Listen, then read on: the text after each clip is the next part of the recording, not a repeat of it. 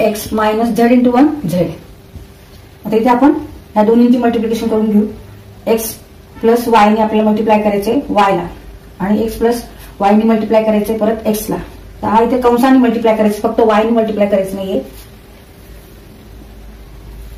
X into Y x y minus x into x x square Y into Y Y square plus minus minus Y into x x y minus, तर हे सगळं आपण ब्रॅकेटमध्ये घेऊ. Y into Y Y square Y into negative Z means Y Z Z into Y, इथे plus आहे इथे पण plus आहे, प्लस झेड वाय च्या ऐवजी वाय झेड लिहिलं तरी चालेल, मल्टिप्लिकेशन आहे त्यामुळे आपण असं लिहू शकतो.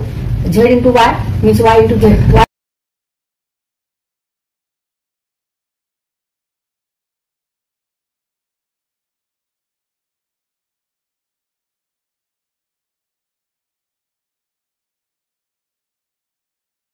अँड 3 4 इथे निगेटिव्ह 4 लिहायचं आहे, निगेटिव्ह 4 तिथे आपण इंटरचेंज केलं. आता ह्याची ऑर्डर काय येणार आहे ह्या मॅट्रिक्सची? 3 rows and 2 columns. 3 rows first row second row third row. Column किती? 2. First column and second column. 3 rows first row second row third row and 2 columns first column and second column.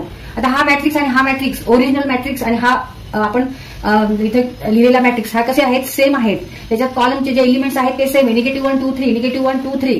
Second कॉलमचे elements negative 5 0 negative 4 negative 5 0 negative 4 आणि order 3/2 and 3/2. ह्यावरून आपण काय लिहू शकतो? A equal to transpose of matrix A. Therefore matrix A equal to transpose of matrix A.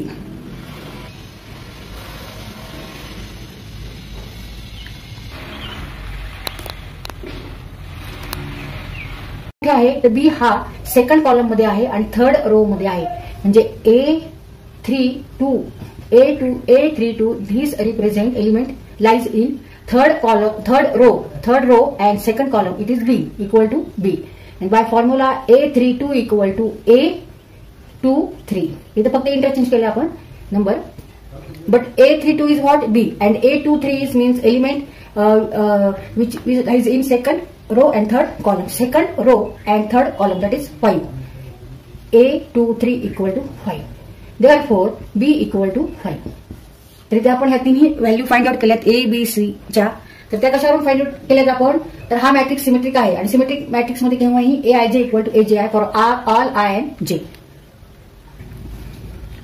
A equal to -7 B equal to 5 and C equal to 3.